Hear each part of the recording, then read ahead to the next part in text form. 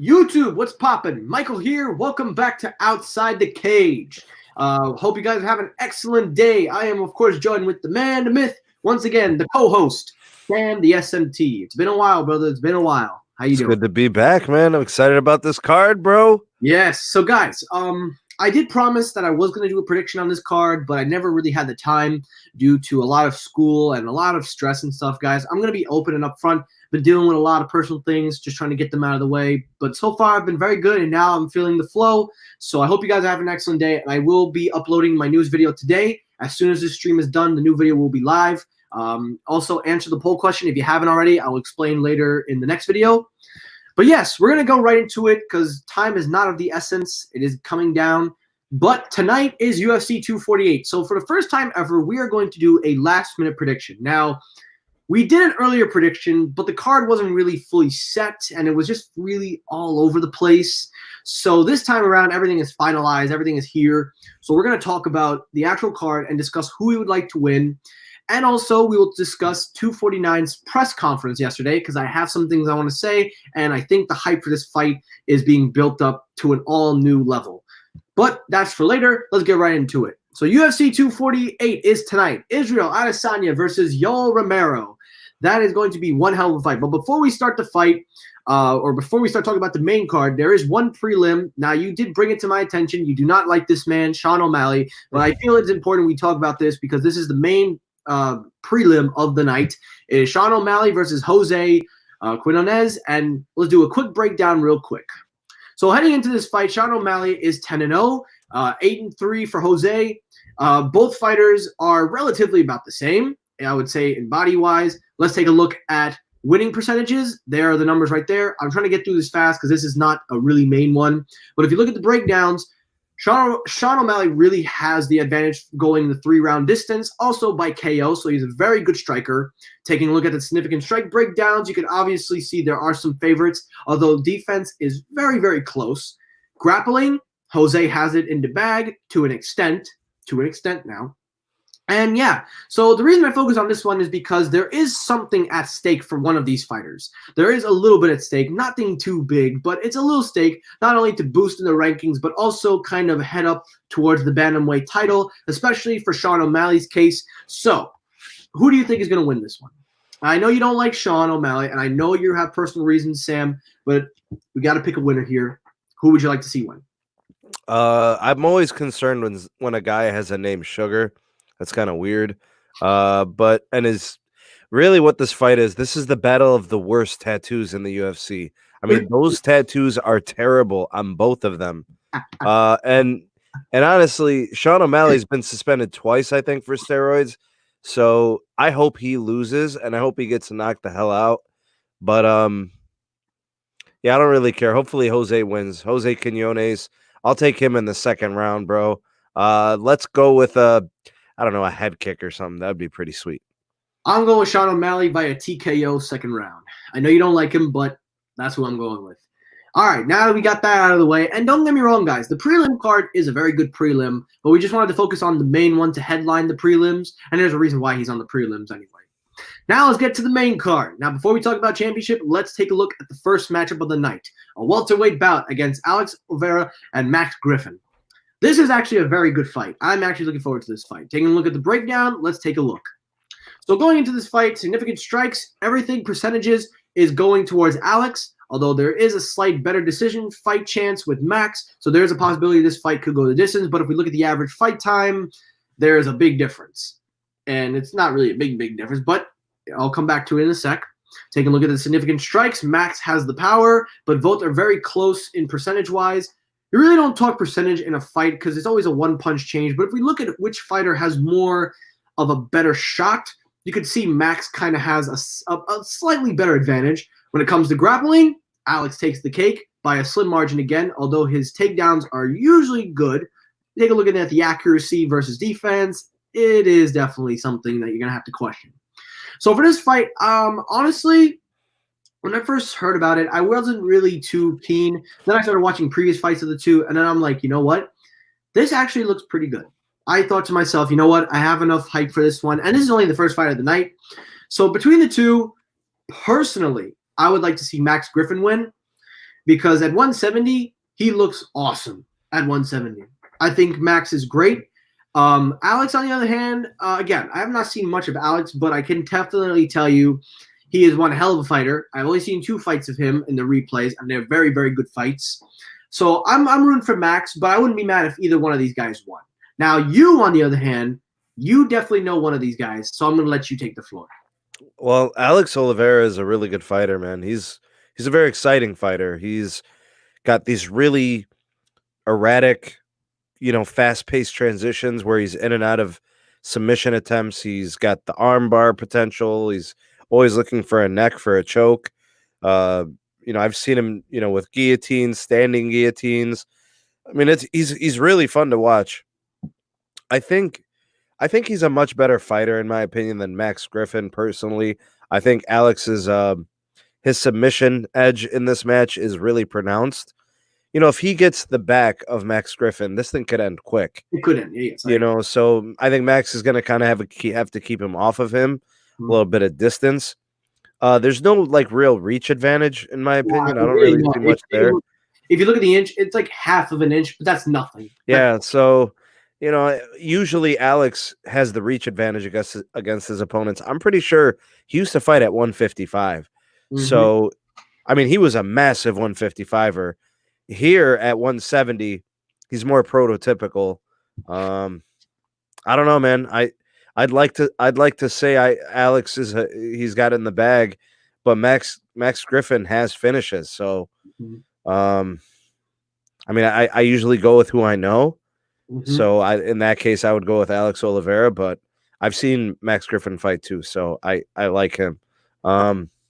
It's a coin flip. I could tell by the odds. Yeah, I think Alex Oliveira, he was what, minus 135 or something? You can check it right now. Looking at the odds, yeah, it's minus 145 and plus minus one. Yeah. I mean, he's a favorite, but it's not an overwhelming favorite. So exactly. Yeah, I guess I'll go with Max Griffin for the upset, man. I'll take the underdog. Okay, that's fair. All right, next fight, welterweight bout. I'll let you take the floor. So, you go ahead.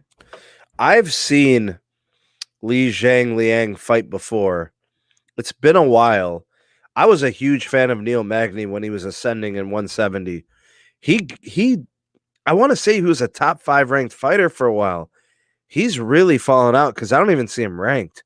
Yeah, wow. I remember seeing him. I'm telling you, 2-3 years ago, he was a top 5 fighter.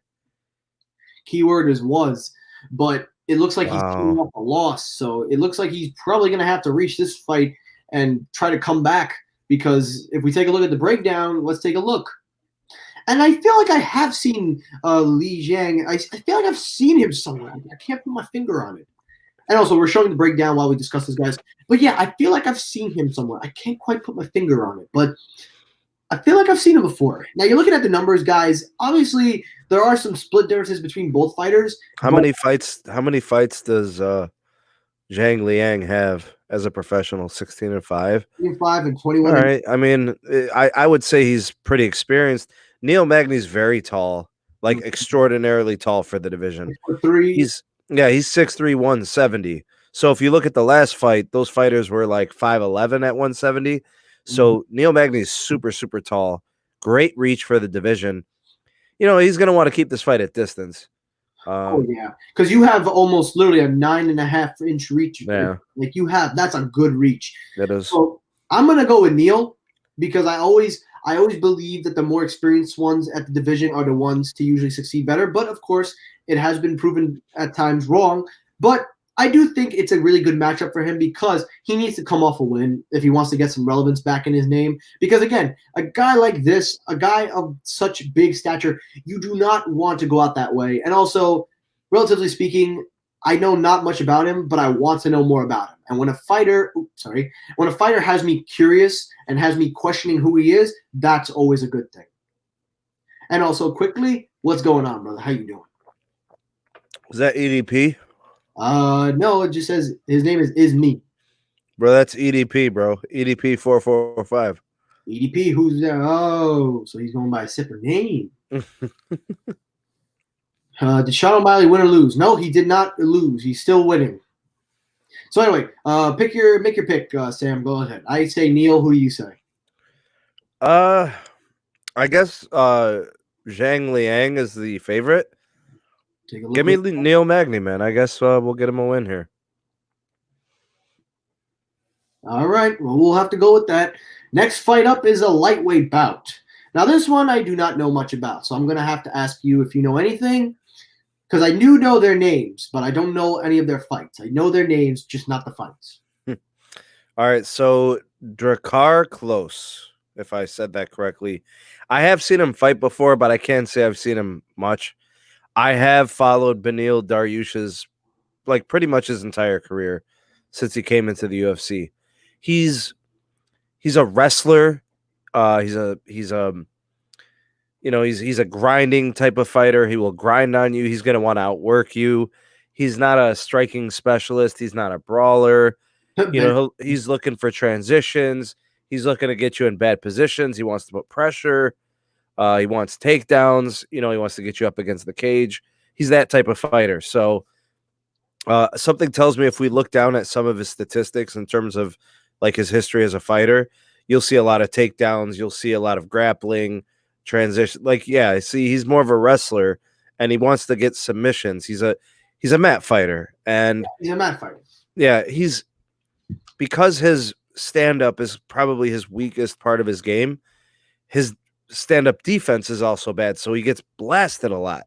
Like, he's trying to get inside to get a takedown, and he'll take a couple of, like, really stiff jabs, and, he'll get hit by a long hook or something like that. So he is susceptible to getting knocked out, especially from, like, when he goes in for takedowns. Like, you time a knee, you can put his lights out. Like Romero and Masvidal. I mean, yeah. Tip of the Those guys are like missiles. I don't know about this guy Close if he's a missile. But I can tell you right now, Beneil is a good fighter. He's he's more of a traditional MMA wrestler type fighter. If I was the coaching side of Drakkar Close, it would be make sure you don't get taken down, defend the takedowns, and look to land on his takedowns. Like, look to land a knee, look to land an elbow, try to stuff and sprawl. Don't let Beneil Dariush work you and take you down and wear you out, because he's going to want to win these rounds. These are 3-round fights, Mike. These are 3 rounds, so you're going to want Yeah. So if Beneil gets the first round, it's going to start creeping in Drakkar's head like, oh, crap, he got his first round. I can't let him do this again. Exactly. And look at what EP says. So it's down to just how good is the other guy at stuffing takedowns. It pretty much really is that good. And you know what it is? I think in this case, because if you're an elite wrestler, I always think that wrestling is boring, but wrestling can win you the rounds. You have to have good defense, control. You got to know how to keep him on the ground, put the pressure on, tire him out, wear him out. So sometimes it can be boring, but that's what wins you sometimes a fight. Yeah, positioning, situational fighting, end of a round, you need a takedown, it gets you a point, gets you the round. Yeah. So I think going into this fight, I think Klaus really needs to worry, like you said, on a counter strike if he's going for the takedown, defend well. Because I think, honestly, if this fight goes the way that I'm thinking right now, he out-wrestles him by a couple of rounds. Then in the third round, Close will probably try to go for the knockdown or try to get something. I mean, I don't know. But I would say Beneil would probably win this if he can out-wrestle him. But I think the mindset going into this, again, Klaus definitely would have to do a counter strike to kind of weaken him or stumble him or something. Like, make him know that you're not dumb. You know what I'm saying? Mm-hmm. So, yeah, this will be interesting to watch. But honestly, again, like I said, I know of them. I just haven't seen too many of their fights. But I'm willing to give the benefit of the doubt to Beneil. And honestly, I can't wait. I love when there's new fights. I always love when there's fighters that you never hear about, even at my young age. I'm only 19, so I got many years to go. Maybe because the ground game takes a lot of energy. Of course, it always does. Now we move to the co-main event in probably one of the most anticipated fights of, I think, the women's division in the beginning of 2020. Weili Zhang against Joanne. Now, this fight has got some major hype around it. From the press conference to the stare down to the trash talking.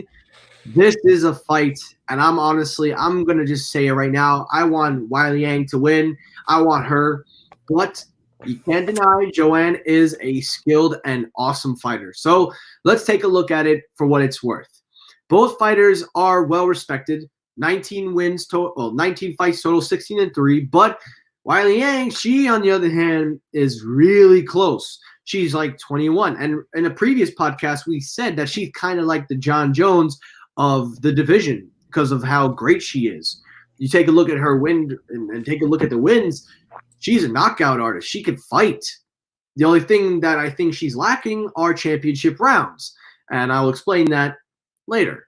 Now, taking a look at significant strikes, it's pretty close, but a little slight advantage for Joanne. Pretty even with significant strikes. So this is going to be a striking fight, in my opinion. I really want to see a striking fight. Hold on real fast. Who's going to win at this fight? Honestly, my man, you know what? I say Wiley Yang, but let's see what Sam says.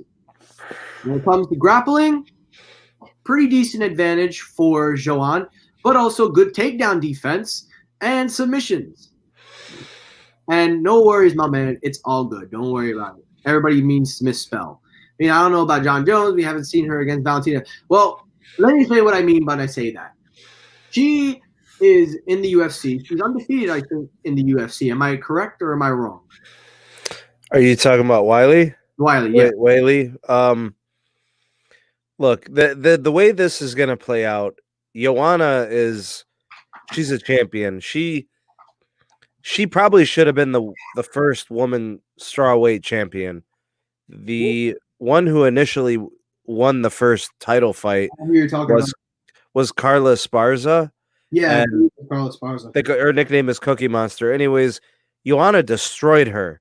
So Carla never even really defended her belt successfully. Joanna was champion for like 3 years.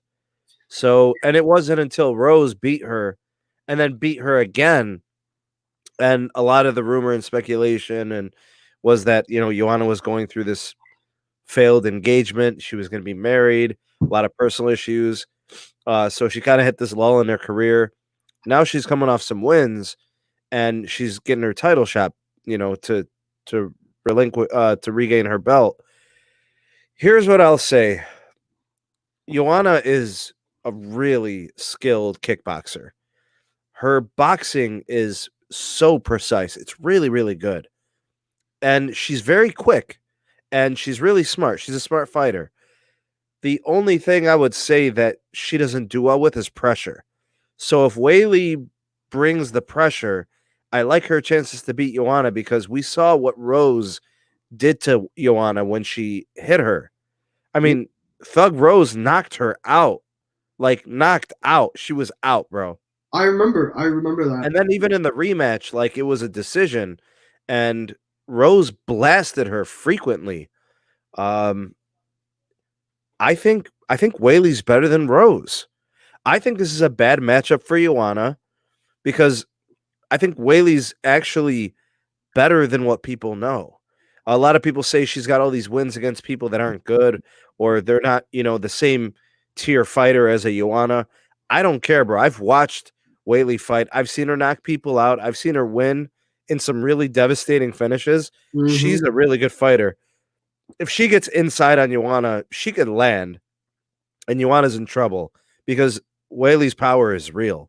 She's very, very strong, and I respect Joanna. I see this.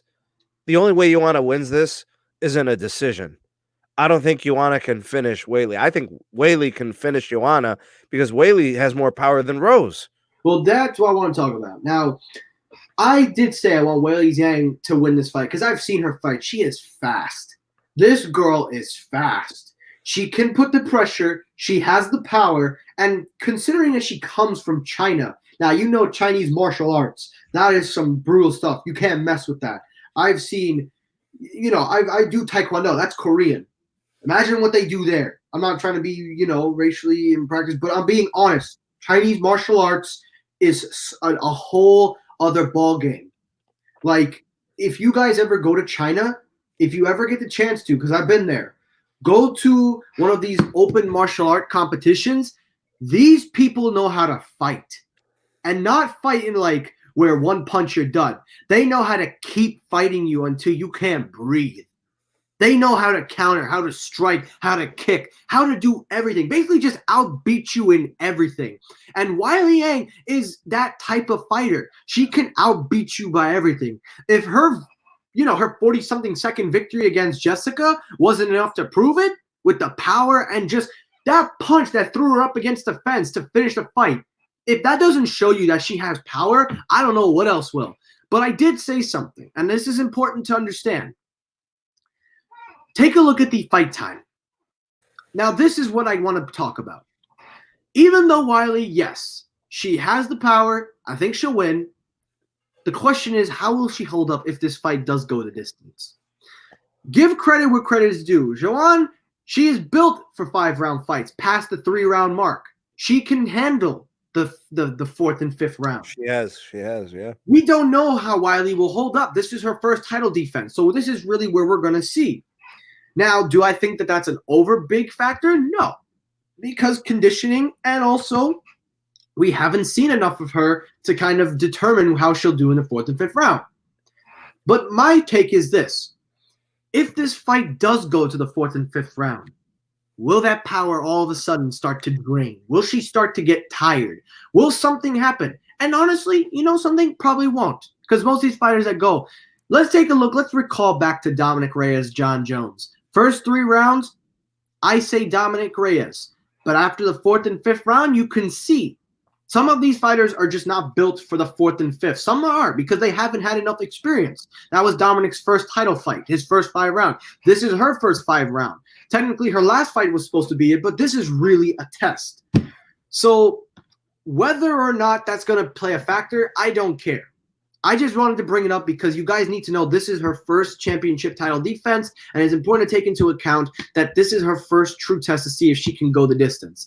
Personally, I think with the power and the pressure, as you've mentioned, I think personally she's going to get the best of Joanne. Joanne may talk all this at the press and say she's a little girl and this. She's a little girl that knows how to hit. She's a little girl that'll knock your ass out on the cage. So I think this fight is going to be probably second, maybe third round. But if we go to the fourth and fifth round, that's really where we determine how Wiley stands up against Joanna, because Joanna is built for that. Joanna, I think that's where she's best at, the fourth and fifth, to get the points, to get everything. But we're going to have to see this fight. And I'm excited. I do think Wiley Yang is going to win this fight, but I want to see her go to the fourth and fifth. But I wouldn't be disappointed if it didn't. I'm being honest. So now that we've got that out of the way, let's get it going to the main event. The one that you know what? Before I even discuss this, let me give you guys a quick story. I actually wasn't excited for Israel Adesanya versus Robbie Whittaker.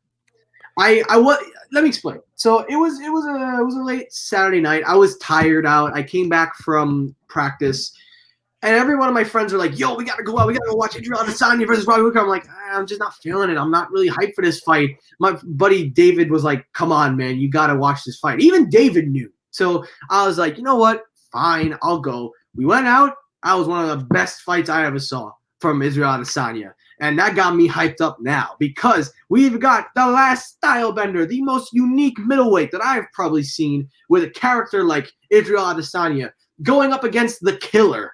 Yes, the killer, not the soldier of God, the killer, Yoel Romero. What's going on, Josh? What's going on?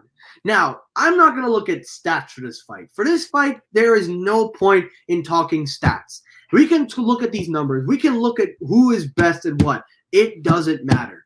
The truth is, it doesn't matter for any fight. Only reason we look at that is just to really take a good, better look at what fighter has an advantage where. But in this case, this fight, I really am confident enough to say, I don't think there is enough stats here to prove who's the better fighter. Now, before I say who I think is going to win, I'm going to allow you to pick your fighter before we break down opinions. So I will say who I want to win. You say who you think is going to win. If we have the same guy, we'll just explain it. If we have different guys, you can counter. So on the count of 3, you say who you want to win. 3, 2, 1. Yoel Romero. Israel Adesanya. And let me just say, I don't say that with ease because I know Yoel is a killer. So let me explain. Now, Yoel Romero is an elite wrestler. Let's get that off the ground. Yoel Romero is a wrestler, but you would never know that by watching his fights. True. You would never know that he is an elite wrestler. He has knockout power. Yes. Yoel Romero is a beast at 42 years old. Look at this man. Does that look 42 to you? Bro, I can't wait to turn 42 so I could look like that. I keep hitting that gym. This man is truly a Cuban Missile waiting to erupt. He was the Cuban Missile at the Cuban Missile Crisis. This man, if there was a name to give the Cuban Missile, I'd give it to Yoel Romero. This man is truly an amazing fighter. And he's a great interview. He is great, period. He's a great character. But this man, the reason I say killer, because he can do anything. He knocks you out, you're done. Look what he did to Rockhold. It was bad enough Rockhold has a weak chin. Once he hit that chin, Rockhold was done. Then we look at his other fight, the flying knee. 3rd round, tired out. 1 flying knee, that fight was over. Busted my man open on the gash. But with all that said, though, he is a wrestler. Now, obviously, you would never know because of his finishes. But if we look at his wrestling background, Yoel Romero can wrestle. However, with that being said, though, Israel Adesanya, I love Israel Adesanya. Not because of his last fight, but just because of who he is. The kid is awesome. I say kid because he still has a little bit of growing up to do, but still, he's awesome. Everyone said, oh, he's not a knockout artist. He can't punch. He can't fight. Y'all see what happened to Robbie Whittaker, and did y'all see his previous fights where they were pretty much all TKOs? So I think this kid is special. He is very tall for middleweight. Well, not really very tall, but he's tall. He has a height advantage. He does have the power. But I want to be honest. I do think Yoel Romero will win this or could win this. But the reason that I'm going with Israel Adesanya is because of one thing and one thing only. And I know what people are going to say, age. Let me explain. Yoel Romero is 41, 42? 42. Mm-hmm. Age hasn't caught up to him yet. But in this fight against a guy who is basically, what I've seen, has good neck movement, head movement, body movement, pretty much has the speed, the agility, maybe not the power, but the counter strikes.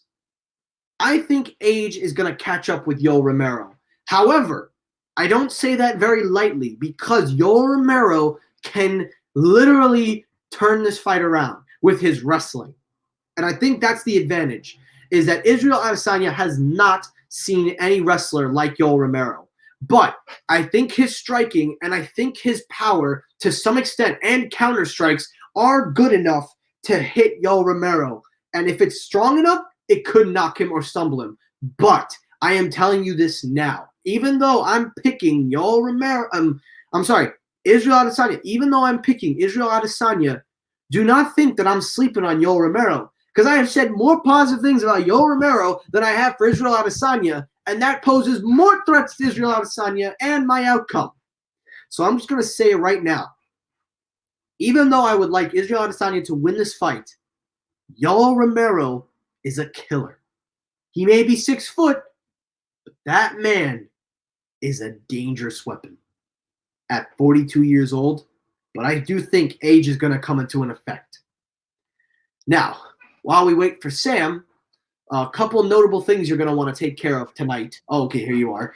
Just make sure if you're going to watch this fight tonight, best thing to do, just relax, have a good time. Don't drink too crazy because this isn't really going to be, I don't know if it'll be a long fight, but yeah. Go ahead. Why do you want Yoel Romero? I look at his career, man. It's, he's been fighting a long time. He started the sport late. He was an Olympic, wrestler for so long, and he didn't really get started with his MMA career for, I don't know, probably in his 30s. Honestly, he's he's really exciting. You're telling everybody, this could be a short fight. It absolutely could be. Here's what I've noticed about Yoel Romero. He's like he kind of uses like really sneaky tactics. Like he'll kind of lull you to sleep. He'll make you think he's staggered and he's kind of rocked. He'll kind of get you inside and then he'll throw the knee, the flying knee, or he'll throw a kick, or rush you. He's really unpredictable in that way, and he's super powerful. And even when he's tired, all he has to do is take a couple of deep breaths, and he could throw a really powerful hit. Like it could be a punch, it could be an elbow, a knee, a kick. But like he's very, very strong. There will be no takedowns for Israel Adesanya in this fight. Israel's obviously got the reach. He has a diversity of strikes. That's something that UL can't really compete with. Like UL's going to have to either be super technical or wait for Israel to make a mistake, where he comes in and then UL kind of takes advantage and delivers a really powerful strike. I could see that happening. And, UL can put anybody's lights out. So I like UL to finish by knockout. I like Israel Adesanya. I think a mistake is due. He's a really cocky kid. He's not that young. Like, dude, he's probably like 30 or something. Well, I say because he has a lot of growing up to do. Yeah, but he's super talented. Yuel's very experienced. I see a finish in this fight, and I feel like Yuel's the one who's going to get the finish. So I'm leaning Yuel for this one. I also like him. I love his interviews. He's freaking hilarious. He's got a great personality. Yeah. He's also generally very likable. He did test positive for steroids before, or like some kind of substance. So I don't know. They all say that tainted supplement nonsense, but yeah, this is going to be a great fight. This is awesome.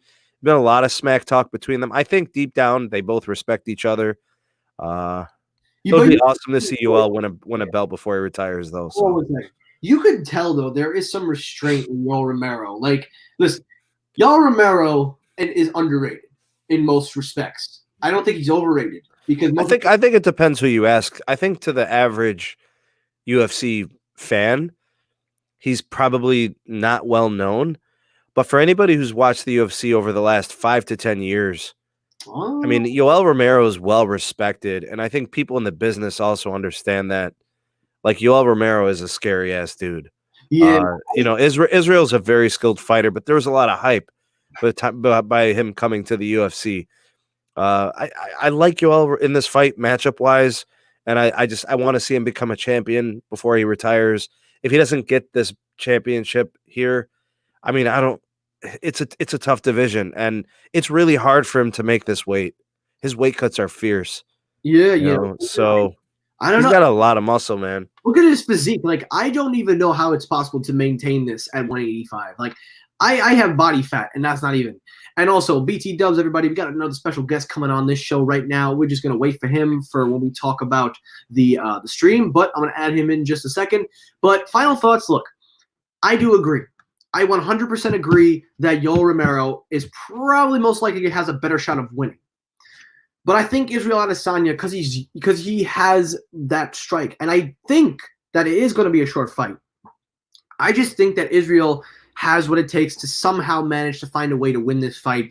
Even though I'm not sleeping on Yoel Romero. I said so much good things about him, and even you, Sam, I said enough that I can say about Yoel Romero.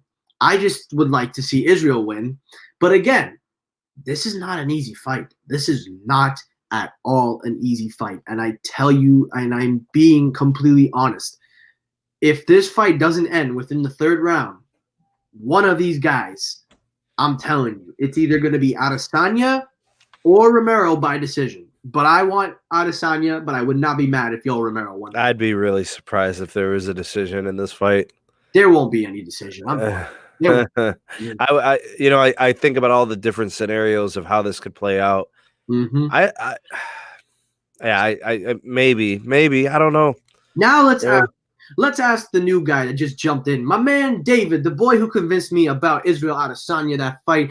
David, you're on. Well, let me hear, what do you have to say about Israel Adesanya versus Yoel Romero? And thank you for coming on, by the way.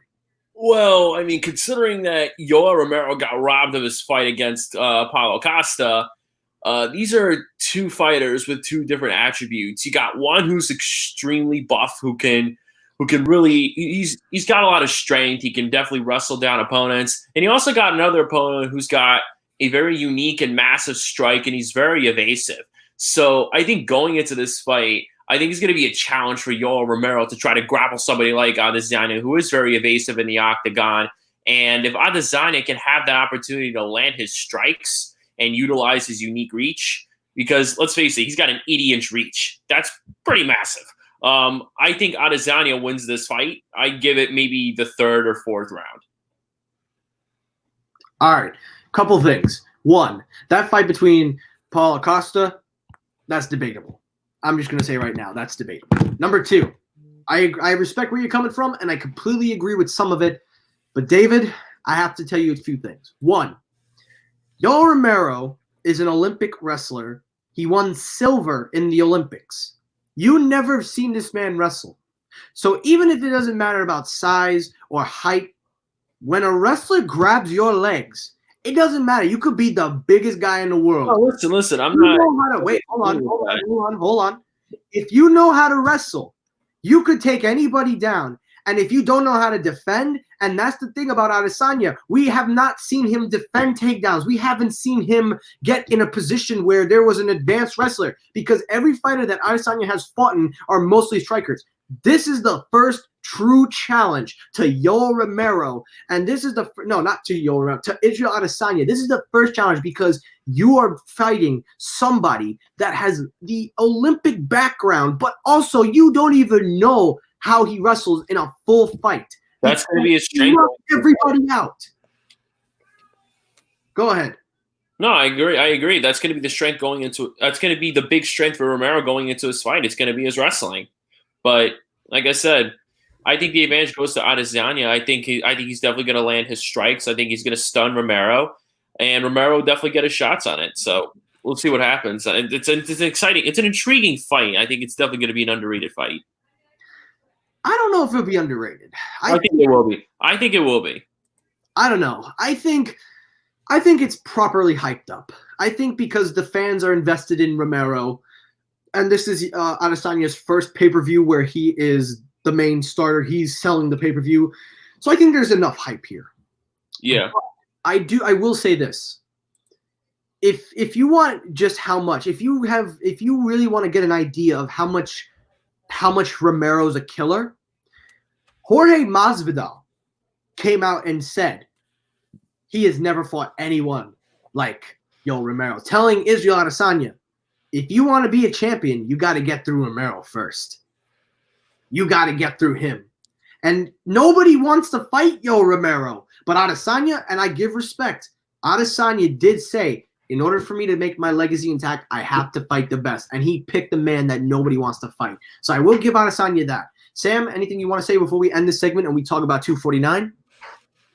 I think about all the different ways that the fight could pan out. And I think there's got to be a lot of pressure. I think Israel's got to keep the pressure on Romero. The more you let Romero sit back and kind of recompose himself and rest and catch his breath, the more likely is to land something really powerful on you. So I think it's to Israel's advantage if he keeps the pressure on. And being that he's kind of like the smaller fighter, the lankier fighter, okay. I think it's just a good idea for him to keep the pressure on. Slow timeout. Look at this comment. Jamal, I don't know. You know what? My man, it doesn't matter. My man, Yoel Romero, at 42 is giving flying knees and knocking people out. Yeah, man. All right, finish up, and then we will move on to 249 press conference. Which I want to talk about a lot. Okay, go ahead. Well, before we start, are you done? Mm-hmm. Okay, so now we're going to move on. All right, so now let's talk 249 press conference. So, guys, this is the last segment we're going to do, and then we're going to get out of here. I got to finish up some stuff. But, so, guys, we've been talking about UFC 249 for a while now. I've already made it clear that me and David, the kid that is in here right now, I'm sorry I'm saying kid David, but the man that's in here right now. Him and I, we are going to see this pay-per-view. We're going to go live at the Barclays Center.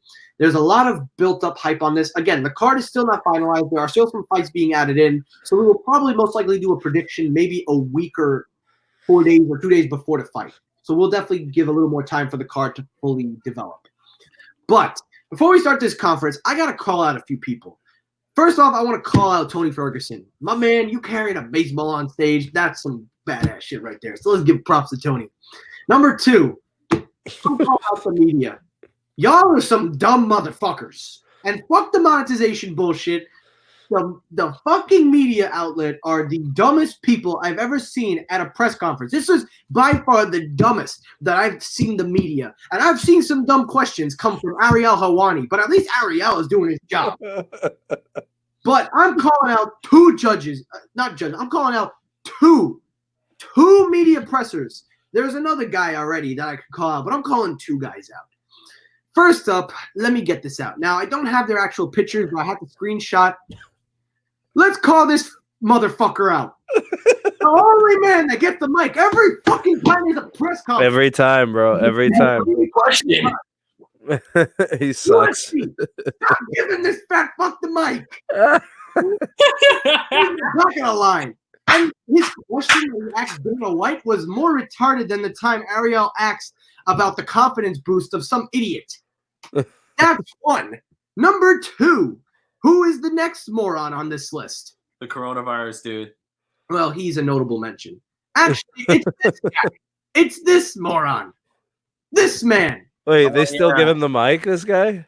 First of all, let me just say right now, at least if y'all think Ariel was bad at these conferences, look at this man and then tell me who would you rather have asking questions. This man literally cuts his hair like this, wears dumb glasses, puts on this outfit as an act. Because I've seen videos, and I don't give a fuck if he watches this or not. This is not him in real life. This is an act. If this is what you're taking. What is he even portraying anyway? I have no idea what he's trying to do. And don't get me wrong, he's probably a chill dude. But you asking questions with such imp, like, you're talking about Conor McGregor, you're talking about him reposting popcorn for that. fucking question. Stop having like you have a constipation on the toilet. Just ask your fucking question. And you want some popcorn, bro? This is actually hysterical. I want some beer. But still, this man is a tryhard trying to stand out in the panels. You can talk shit about Ariel Helwani, but at least Ariel, of all the shit we talk about him, Ariel's an idiot. Ariel is just a reporter. He has a show. He's well respected. You can say he's a piece of shit, but at least that man doesn't. Yeah, he is. This dude. I will take Ariel every day over this douchebag. All right. So, All right. Go fuck yourselves with your questions. Because you do not know. And you know what? Fuck it. Stephen A. Smith ain't terrible now. All right. UFC 249 press conference. Khabib versus Ferguson. Man, did this conference live up to the hype. Now, so let's take a look. So we watched the conference. I'm going to assume everybody here watched the conference. And guys, listen, I'm only joking around. I'm not really meaning it personally. It's all for the act of the show. But honestly, these questions can be retarded. And these 2 judges and people I'm calling out, they really can be that dumb. So if you don't believe me, check it out for yourselves later. Anyway, so this conference really did live up to the hype, and this is only cementing how much this fight is going to live up to its hype. This is the 5th time they have tried to put this fight on, and you know what? Maybe 5th time is a charm. 5th time might be the charm. Now, Sam, I would let you go first, but in the spirit of fairness, I'm going to let my man David start. David, why don't you talk about what your takeaway was from the conference and how you felt about it? Go ahead. That was probably one of the most intense press conferences I've ever seen. And I have to give props to Khabib in a sense to where he was trying to ignore Tony trying to get into his head, because you saw Tony Ferguson was trying to fuck with Khabib and get in his head. I think the best part about it is when those 2 started really talking about street fights, and then Khabib was calling him a liar. So it got a little tense. So now coming off this press conference, there's going to be more animosity going into the fight. And one thing that really kind of intrigues me is that Tony says he's actually going to be sparring for the first time since 2014. So I'm kind of wondering, what are your thoughts on that? I don't believe it. I believe he's been sparring. I'm just being honest. He probably has been. But keep going. Go ahead.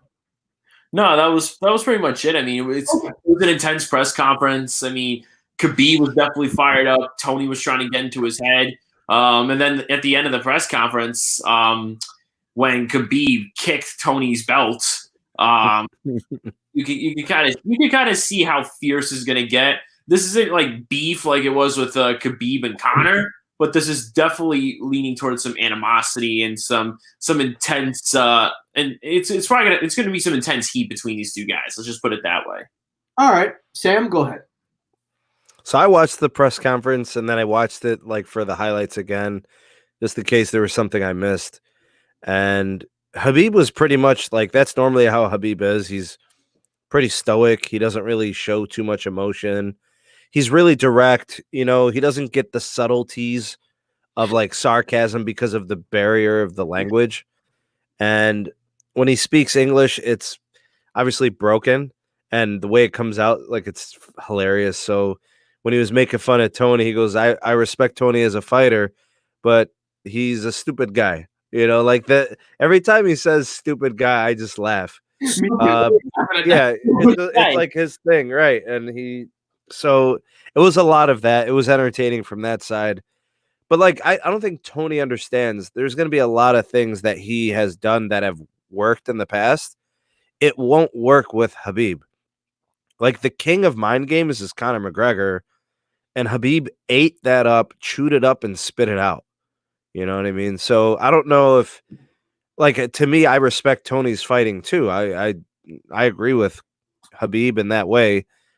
I don't know if he's looking for an edge in mental warfare, it's not going to happen. He's just different.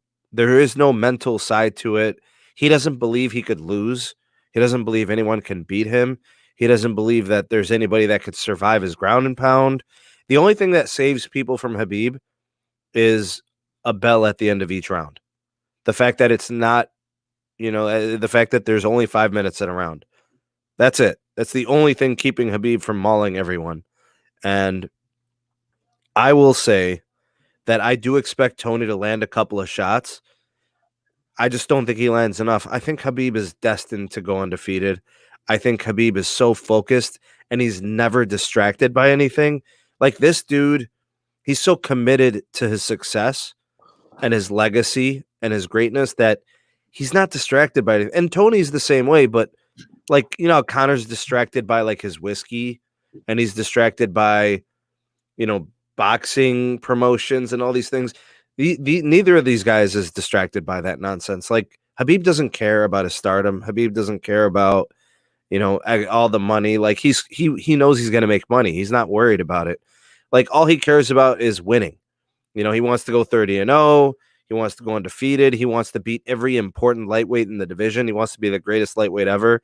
This is a man who's focused, bro. And I don't think he loses. As much as I respect what Tony could do off of his back and his jiu-jitsu, everybody's got a plan until they start getting blasted in the mouth.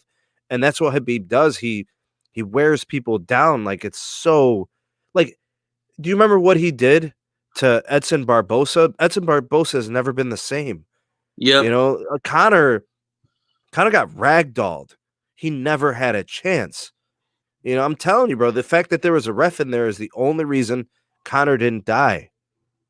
Because of what was said and all that. This is a dude from Dagestan. They don't play games, man. You can't just say things to these people. Play games. Yeah, bro, it's crazy. So like, and I think the more Tony eggs him on, the worse it ends up for Tony, because an emotional Habib actually is an even more dangerous Habib, because he wasn't emotional against who was the guy that filled in? God, man, who was Al Iaquinta, bro, had the best chance against him because Al had nothing to lose, and Habib didn't train for him. This is not that. He's training for Tony.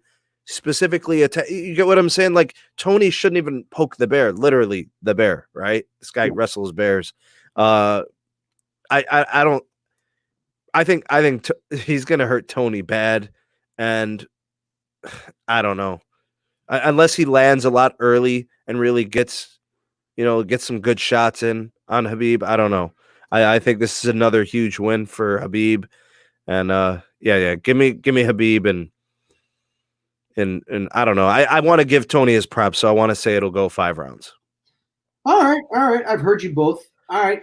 So listen, I think you guys have forgotten who Tony Ferguson is. This is what he does. I've seen all of his press conferences. It doesn't matter whether what he says or what he does. Tony Ferguson, this is who he is. Okay, I hear you guys saying how he didn't get into Habib's head. And you know what? You're right. He didn't get into his head. But it's not about getting into his head. It's just about being different. Why do you think Habib had no idea what was going on? Because he has never seen somebody like Tony Ferguson. Tony Ferguson is been called the nightmare. He is like the boogeyman. Because bro, if Tony wasn't a skilled fighter and I never saw him fight, I would make fun of him. I'd call him a loser. I'd tell him to shut his damn mouth. That's what I'm saying.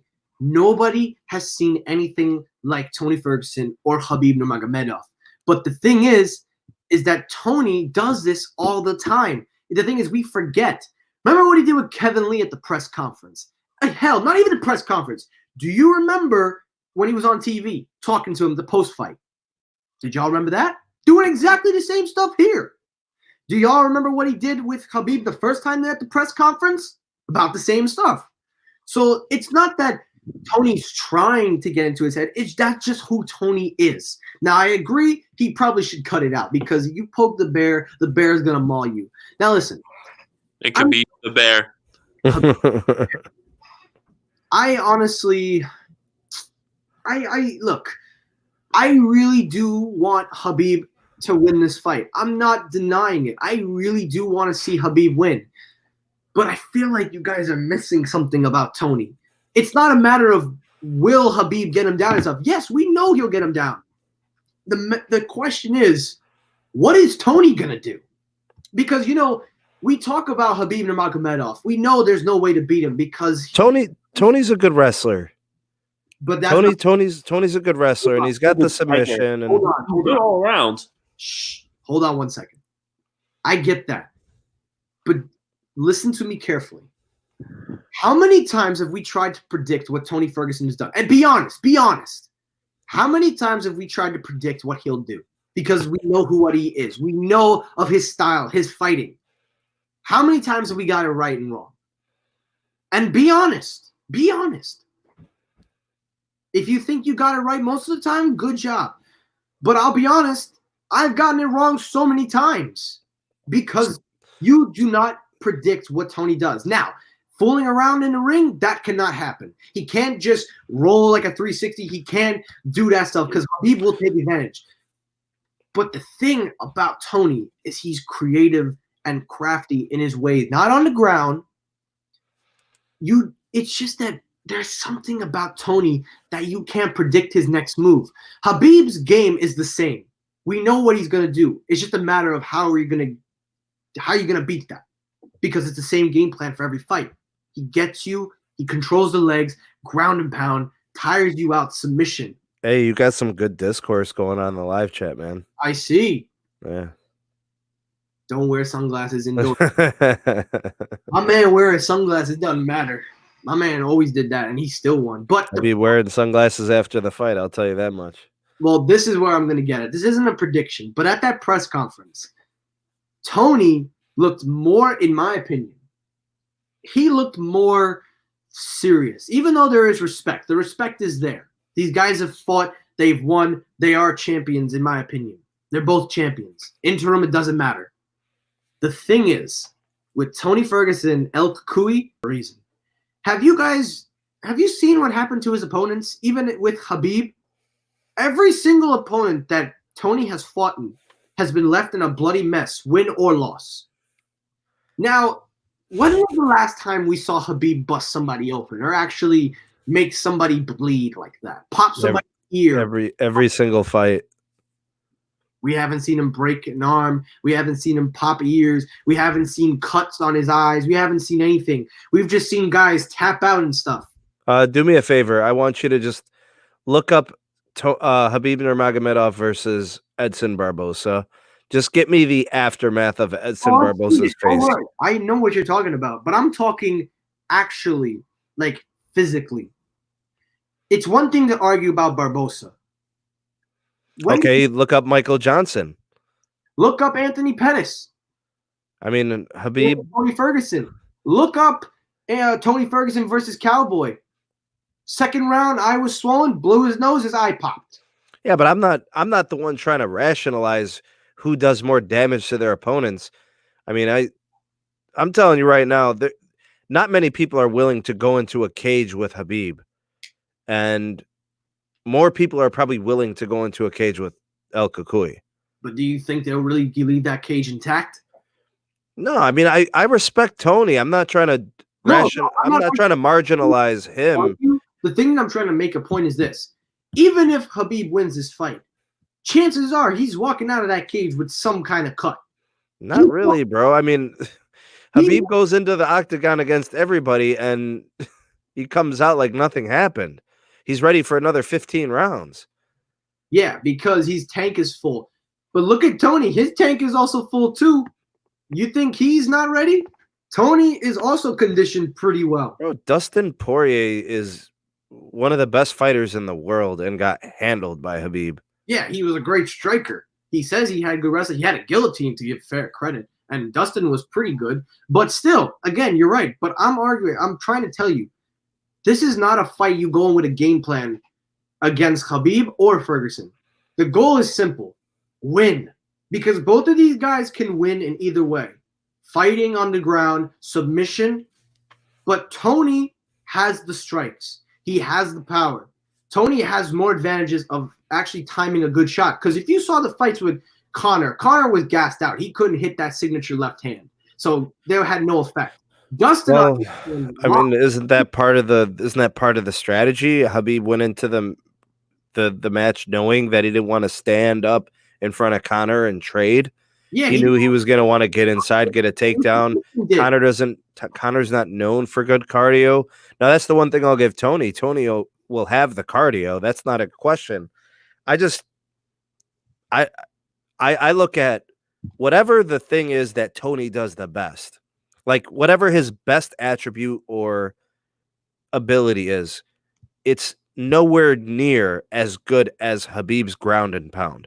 Habib's ground and pound is it's the wild card. It's the joker. It's the trump card that nobody else has.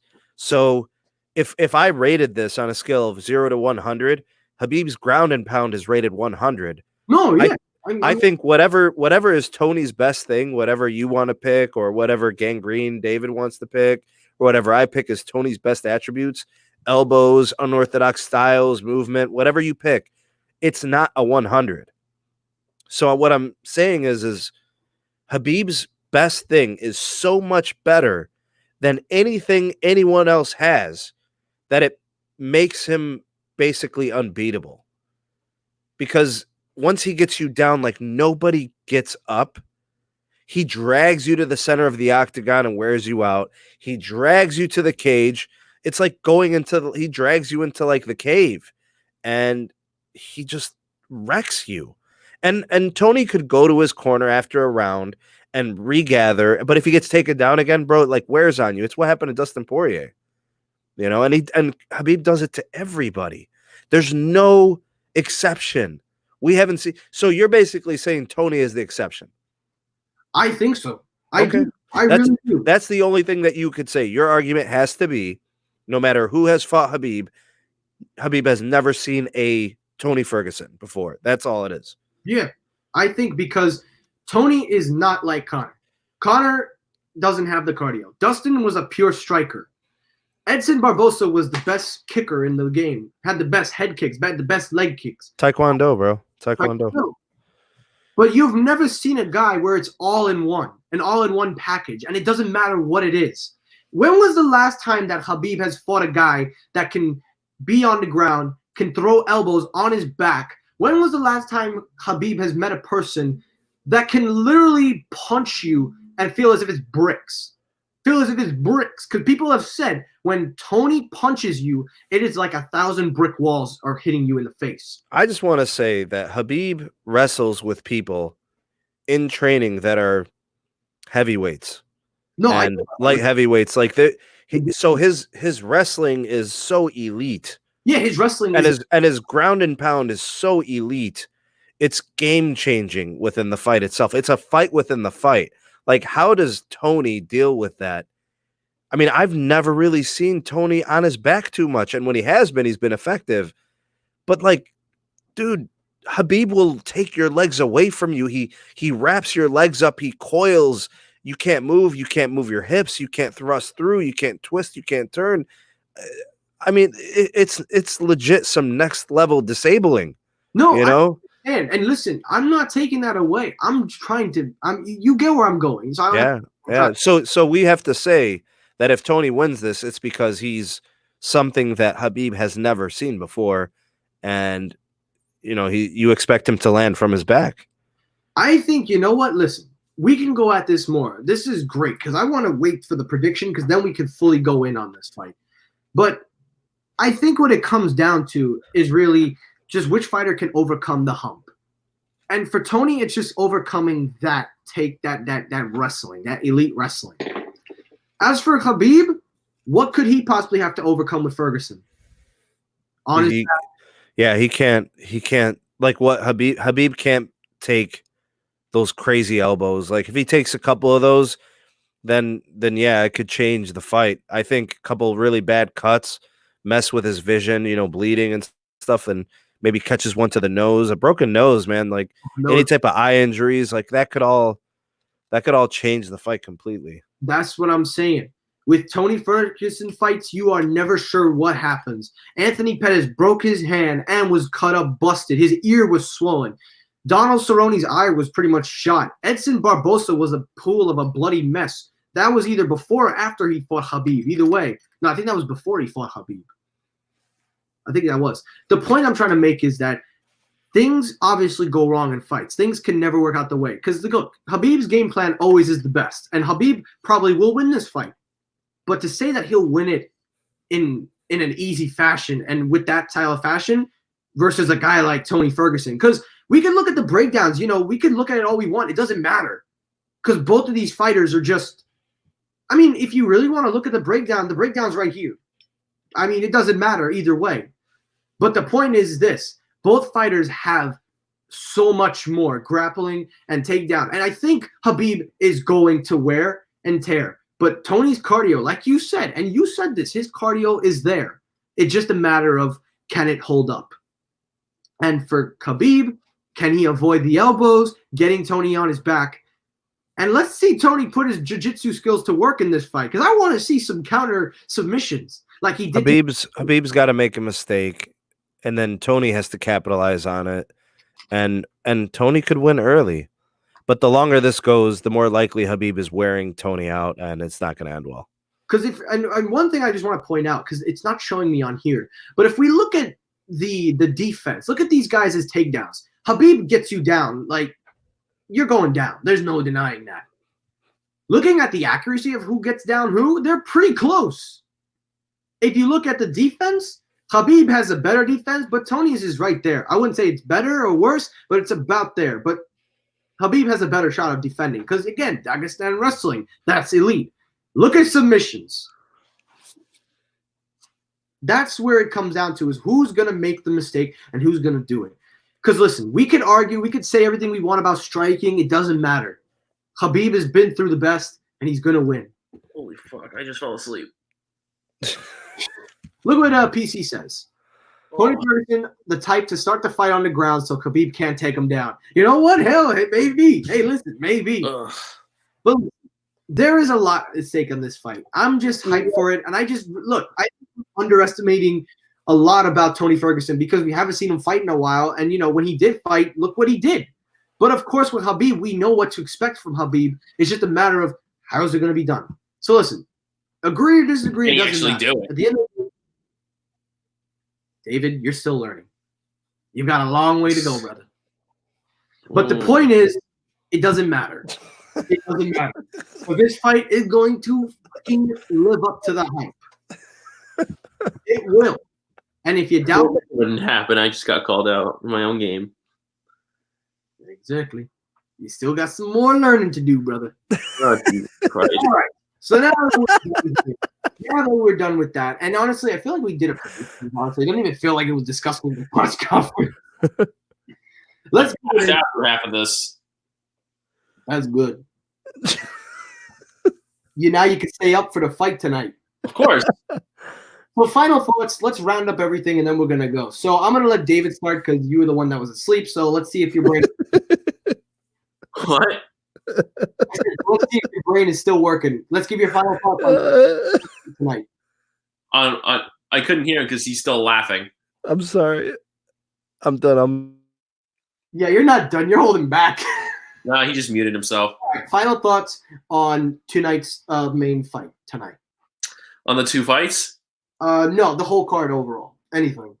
Well, I mean, I'm kind of intrigued. I mean, I kind of looked a little bit in regards to the Zhang Joannajic fight. I don't know how you pronounce her last. Is it Joannajic or I don't know how the fuck you pronounce her last name. Honestly, I'm just like tired as well. So let's just. Yeah, I know. But like, I was kind of looking at that a little bit, especially when Zhang Weili won the title from Jessica Andrade like pretty quickly. So Zhang's got something to prove, and this is probably going to be one of her first or few tests. So I'm kind of intrigued to see how this fight goes down. I mean, this is a like you said, Mike, that's properly hyped, and I definitely think that it's going to be a fight to look forward to. So I think Zhang Weili is going to take this fight. All right, that's fair. Sam, if you're still there, what are your final thoughts? Are you talking about on tonight's card? For the card, yeah. Like over final thoughts. I'm gonna have a lot of fun watching this card. I like that final prelim fight. We'll get to see Sean O'Malley, come back from his suspension, and then the main card's really good. So I'm excited. I think we're gonna see a couple really good fights. I think the Romero and Adesanya fight, as well as the Joanna and is it Zhang? Is her last name?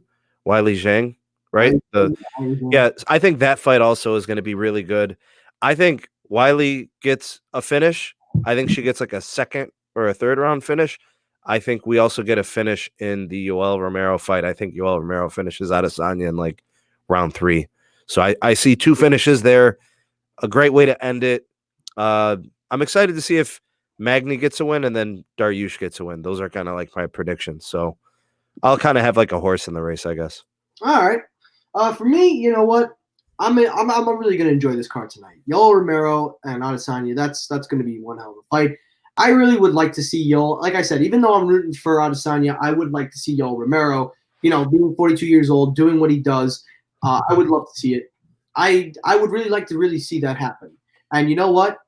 For the sake of it, I'm enjoying it. I'm enjoying what these fight, like with Yoel Romero, what he brings to the table, and Adesanya. So it's going to be an interesting clash up. And lastly, as for these Joanna and Zhang Yang fight, that is, again, another good fight. I think the finish is going to be Zhang Yang. I really would like to see her win. But, of course, as you know, Sam, as I've always said before, and that's my slogan for these fights, one punch finishes the show. One punch can change everything. Mm-hmm. So we'll see how tonight plays out. And that's it. That's it for Outside the Cage. So, guys, thank you so much for watching. I hope you enjoyed the stream today. We had some good debates here and there, even if it sounds like amateurs. Me, Sam, and David, we just going at each other with like such baby fights. It doesn't matter. We're doing it for the fun. You know what? We're doing it for the hell of it. And you know what? We're just fans of the game. So, again, shout out to Sam. Thank you for coming on as always. David, thanks for having me, man. Coming in as well. I appreciate you coming on last minute as well. You just came in, and I appreciate you giving your feedback. It's always good to have you guys on. Guys, the next time you see us, it will be for 249 prediction. And, yeah. So thank you guys for watching. Have a great day and enjoy UFC 248, everybody. Peace out.